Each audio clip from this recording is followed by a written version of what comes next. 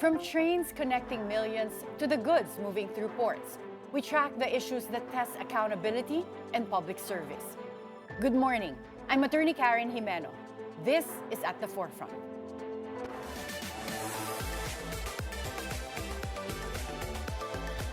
The North-South Commuter Railway is the country's most ambitious transport project to date.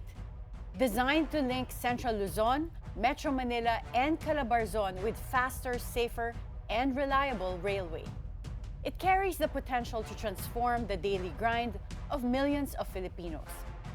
How close are we to seeing this promise fulfilled? With us this morning is the chairman of the Philippine National Railways, Michael Ted Macapagal.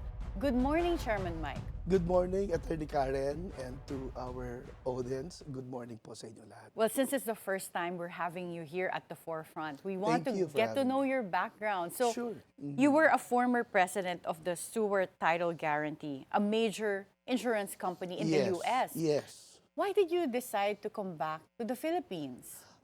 In 2008, my father was sick at the time. So it was a personal decision for me and for my family to be together in the Philippines. I was able to stay with him until he passed for about 2.5 years. But if not for your dad's condition, would you have kept working in the U.S.? Well, my dad loves the Philippines. We wanted for him to go to the States. But he practiced law up to his last time of his life. And he was really pro bono lawyer. So because we couldn't get him to go to the States, we came back and we lived with him and stayed with him. We took care of him. We took turns taking care of him. He was in politics for some time. Yeah, he was the mayor of Olongapo City. Yes, ma'am. He was mayor of Olongapo during the Cory Aquino time. But he was councilor before that for 10 years. So mahilig talaga siya sa public service. Opo. And he was human rights lawyer. He's a renowned human rights lawyer. Yes. He was, he was with the Attorney Jokno and all the flag lawyers at the time. He was very passionate, in providing free legal assistance to not only people in Central Luzon, but to people in Manila during the time. And because we couldn't get him to go to the States, we went back and we took turns taking care of him. And you studied in UC Berkeley. Yes, when I was in the States. US bound ka na to a certain extent. Like you studied there, you worked there, and were you enjoying life there? Parang kung hindi ba sa dad mo, hindi ka babalik? Hindi naman.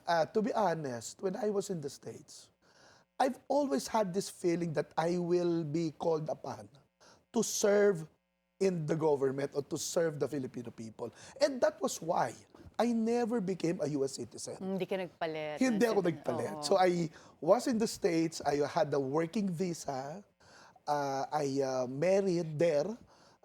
So your wife's an American? An American citizen. She wanted to petition me. I declined because I knew that the time will come that I will be, hopefully, at that time, I was thinking, be in a position to be of service to the Filipino.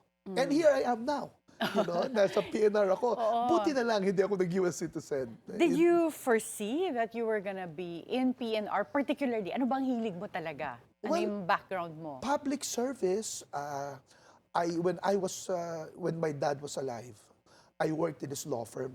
And because he provides free legal representation to the people, I saw how he dedicated and he sacrificed his life to help his, mga kababayan in Olongapo and in Quezon City. He practiced also. Yung opisina nga niya, natatawa kami because maraming mga gulay, mga isda, yun ang Kasi yun ang binabayad ng mga sa tao. kanya. Oo. Pero growing up, ikaw nakapag-aral ka pa sa abroad. So Yeah. it sounds like you're comfortable. Like you have the comfortable life naman. Paano kayo sinusuport ng dad mo considering pro bono yung trabaho niya? Mahirap din. We have businesses, That's why we were able to sustain ourselves. At that time, we have restaurants, we have hotels, and things in Olongapo City. My mom, she was a businesswoman. So siya yung Siya yung breadwinner. Nagagalit nga when my dad entered politics. My mom really, she was just a straight businesswoman. Pero yun ang passion ng daddy ko. And Kaming magkakapatid. In fact, we followed in my dad's footsteps. So you have other siblings na nasa public service? Well, my brother Marvin was also director of SBMA for a while. And my sister Joy, she's president of Super Gapo.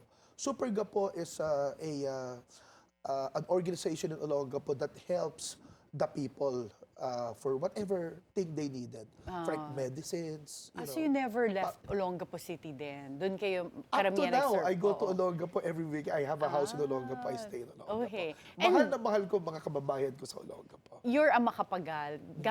Ano yung relation nyo kay former President Gloria Macapagal? The former president, now Congresswoman, is my tita. Her and my dad are cousins. They're from Pampanga, we're from Olongapo, but that's 30 minutes away. I still speak of Pampangan kasi our roots are in Pampanga. Interesting. I studied in Pampanga when I was young at Don Bosco. So pag nagkikita kami ni Ma'am na papolish ko yung Kapampangan ko because she's very good at Kapampangan eh. And then I talk to everyone in Pampanga na papolish. Ang problema, in Olongapo, no one speaks Kapampangan na. So I grew up with Tagalog na. That's why I just need to polish a little bit my Kapampangan skills. Would you ever consider going into politics? I mean, running for an elected office? Wala sa isip ko. Right now, I'm just concentrated in fulfilling the President's wishes to complete the NSCR project, like you mentioned, and the Southern Line. So, really, my concentration is in PNR for now. You held director roles also in Clark Development Corporation and the Philippine National Oil Company. Yes. Paano ka napunta sa posisyon mo ngayon sa Philippine National Railways? What is it about you na pinili ni Presidente? Are you friends with President Bongbong Marcos? Well, I know him, but I will not consider that I'm friends with him. I was endorsed to him by the former Secretary of the OTR, Jimmy Bautista. Secretary Jimmy is in the private sector. I also spent time in the private sector as president of Stewart Title Company, a Fortune 700 company in the United States. That's a huge company with offices all throughout the United States and in other countries.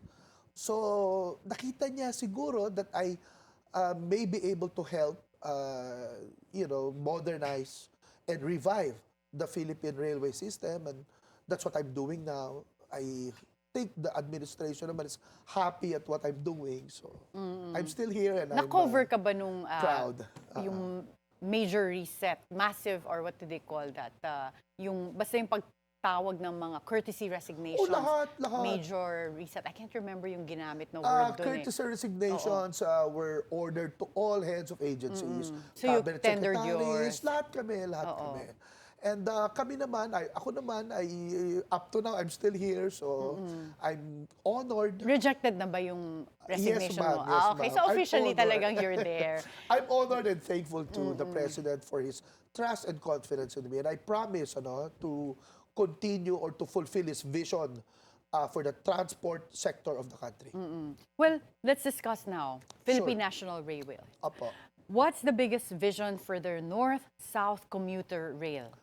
The NSCR is part of the President's flagship project. It is the country's most modern and sophisticated railway system, which is at par with world standards.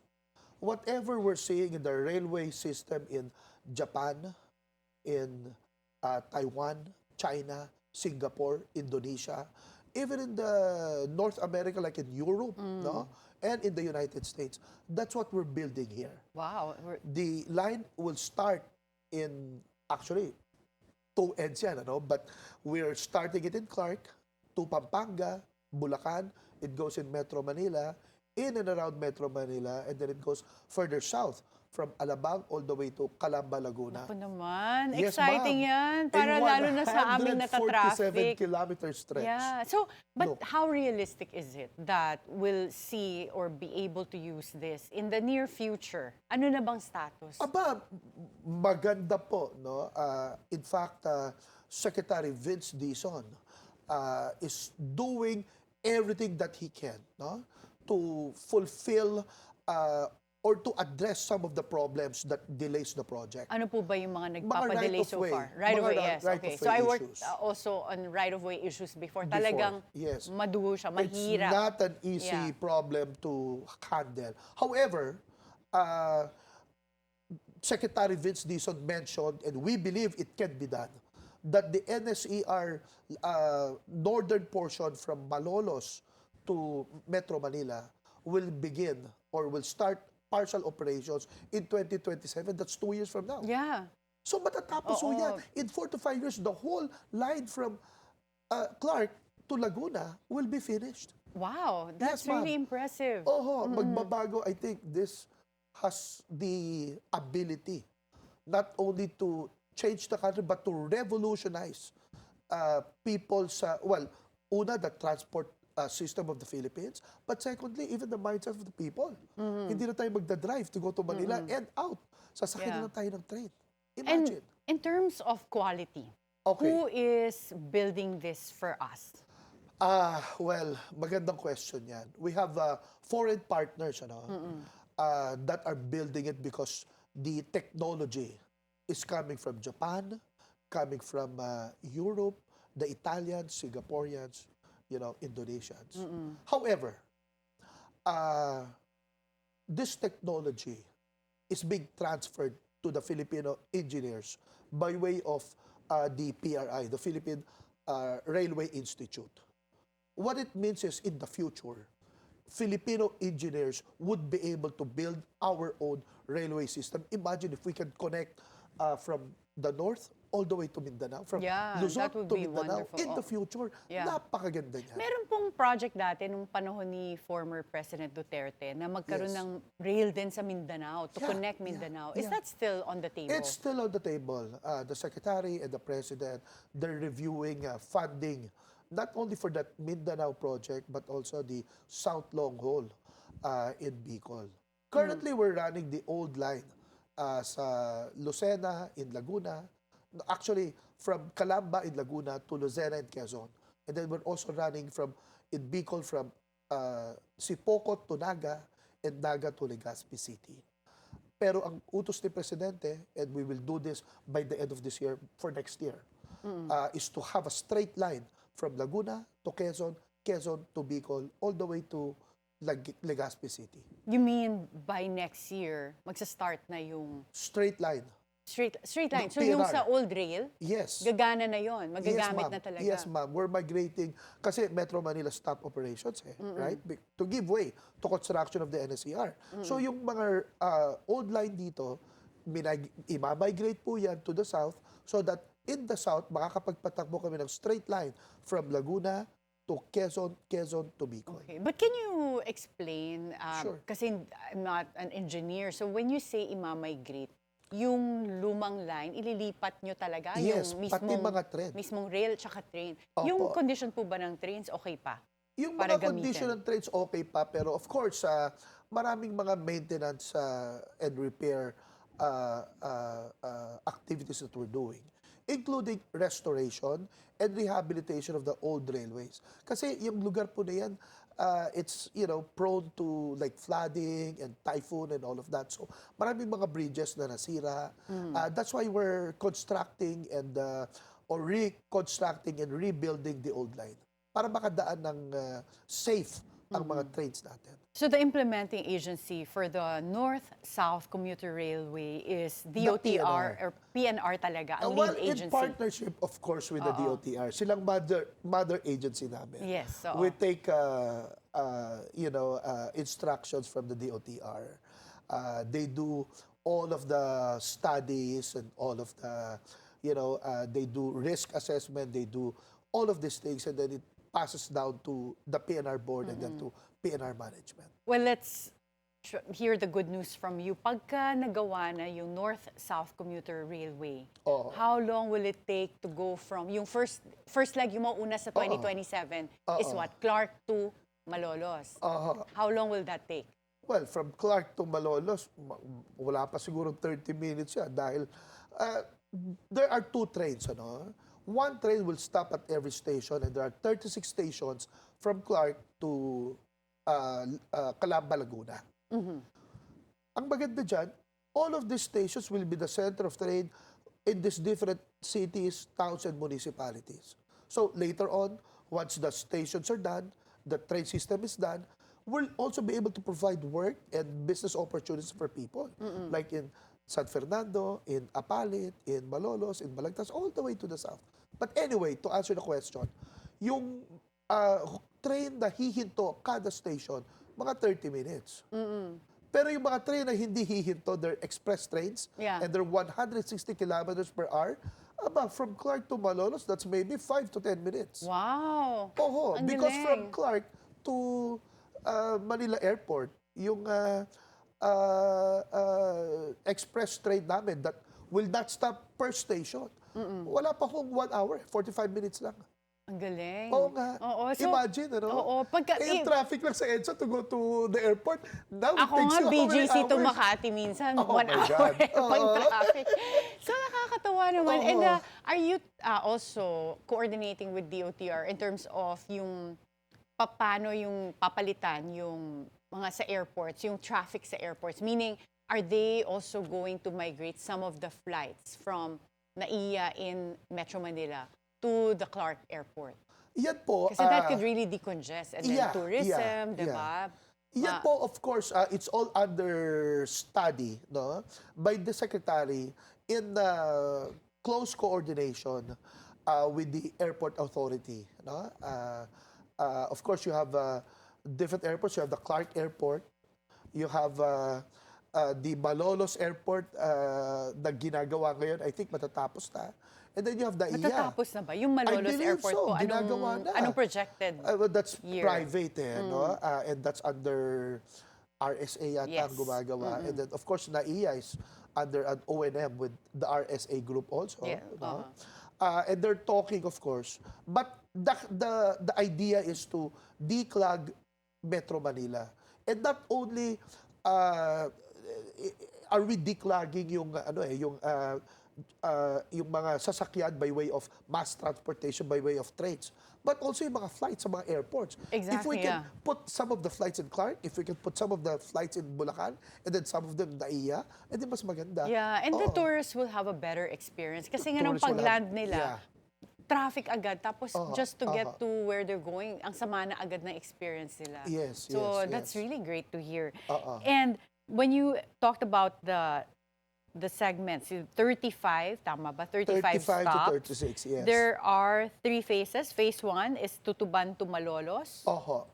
And Malolos to Clark, it's phase 2. Phase 3, Solis Calamba, which would be Manila to Laguna. Yes. Pero ang mauuna pong mag-operate dito is the which northern phase? portion. With the that Malolos to Clark. That Clark to Manila. Which is 2027, Which target is date. Malolos to Manila is 2027. But Clark to Manila, that's probably 2028 or 2029. Okay, so There are po other tayo- issues pa na inaayos in that area. Okay, but at least before the this administration's term ends, meron na tayong makikita. matatapos. In 2027, may partial operations tayo from Malolos, at least in Bulacan, to Metro Manila. May makikita po tayo. Promise po namin yan sa ating mahal na Pangulo, at kung kinakailangan hindi kami matulog sa PNR, hindi po kami matutulog. Matapos lang po ang legacy project ng ating mahal na Pangulo, because this will really help the people. Yeah, I can imagine. And this is what the President wants, is pagkaanin ang riding experience ng mga Pilipino. Yeah. You know? And ang makikinabang dito, of course, is our generation. We will see this through, no? But the future generation of Filipinos, talagang para sa kanila to, sa mga anak natin, sa mga apo natin. Yeah. Will this project cost around how much? Well, the entire project cost is being financed both by JICA and the ADB. It's 878 billion. It's all being accounted for. No? Dumadaan ho yan sa Department of Finance, sa PNR Board, of course, the Secretary, and it's all being audited to the Office of the President. Yeah, and when you have third parties like JICA, which is the aid agency of Japan, involved, then I think there are a lot of eyes talaga to avoid situations like what's going on now sa mga flood Wala control po. projects. No? Wala Oo. po yan sa PNR at sa DOTR. In fact, meron pa hong consultant kami na hinar. It's called the GCR, that oversees the construction. So marami hong Maraming bantay. maraming But based on bantay. what you're There you seeing go. now, with the way this rail project is being implemented, ano ang mabibigay mong tip sa DPWH na anong pwede nilang baguhin para yung mga ghost projects, substandard projects, at saka yung corruption can be avoided? Kasi magkaiba ho yung projects ng DPWH at saka ng PNR. No? All I can say is that at PNR, we have a board that comprises of the Department of Finance, the NEDA, the Office of the President, and then we have 2 or 3 private sector representatives.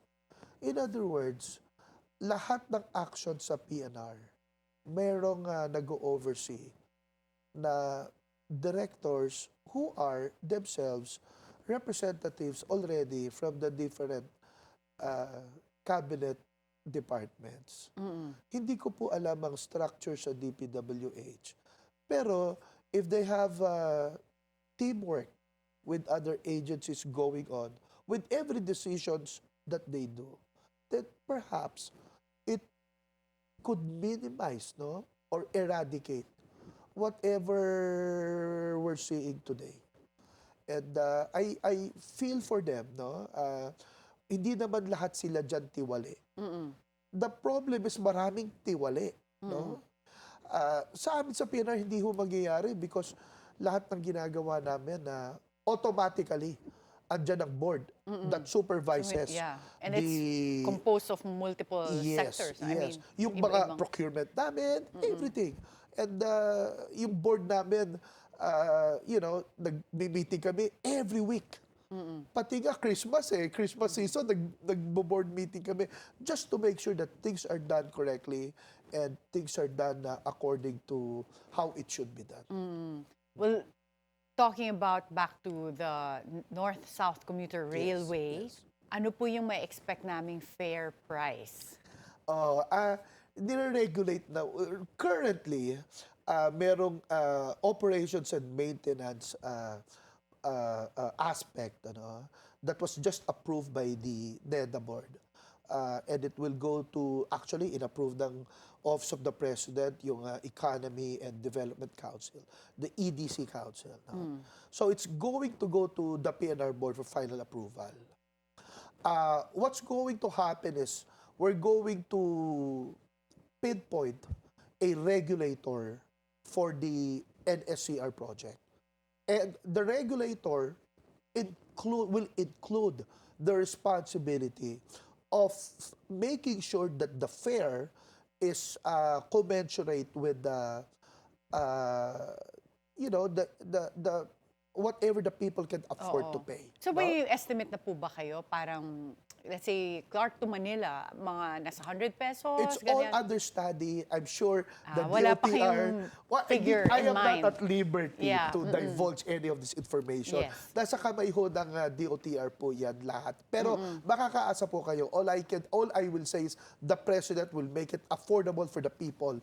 Especially, the students, and the senior citizens, and the PWDs. Okay. Kailangan matulungan natin yung mga taong nakakailangan ng husto.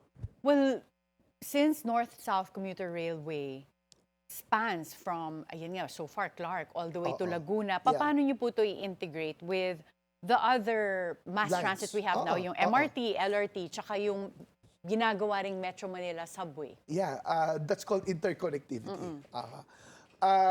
May mga nangyayaring realignments currently and redesign. The purpose of the realignments and the redesign actually is twofold. Number one is to make sure that the concern on the right-of-way issues are addressed. So, number one ho yun. Number two is to make sure that connectivity is put in place so that if you're riding from PNR and then you're transferring to an MRT or to subway once it's completed. Halos sabay matatapos, by the way, no? In 4 to 5 years. Or you're going by bus. Dapat easy access for the people. Yeah. No? Meron kong master plan that allows for that already. But I think they're improving it currently. We're waiting for the final redesign ng DOTR. But I can guarantee, and I will say this, the President wants our people to have an easy access from PNR line to LRT to MRT. In fact, we're building concourses that connects some of these lines nga, no? And then we're in talks, there you go. And We're I'm in sure talks to pati build. transport terminals you'll take into account, and pati bus terminals.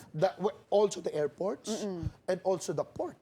Yeah. Meron pa kang proposal, yung Subic, Clark, Yes, Manila, Batangas. I was gonna ask that, pero kulang tayo sa time, but that's still something It's that... on the table, inaprubahan niya ng Presidente ng US and ng Prime Minister ng Japan, and it's a pet project of Secretary Frederick Go, which I fully support, and the Secretary Vincent support, and also si Presidente And wanted it's that good to to happen. have Secretary Vince Dizon there, because that yung logistics din ng Subic to Clark Railway was also something that was already part of the build project of former President Duterte under Secretary Vince Dizon. We have a very proactive secretary in the person of Secretary Vince Dizon, and a visionary leader in the person of President Ferdinand Marcos, who I had said this and I will say it again, I consider him to be the father of the Philippine railway system.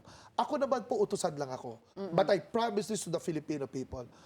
Tatapusin po ng PNR ang trabaho. Hindi kami matutulog, pero tatapusin namin kung ano ang kaya namin tapusin during the time of President Marcos. Okay. Thank you so much, Maraming salamat Chairman. po. And it was really wonderful to hear. Good news naman with all the things na nangyayari recently. It's nice to hear good news. Salamat Thank you po. for being with us today. Thank you.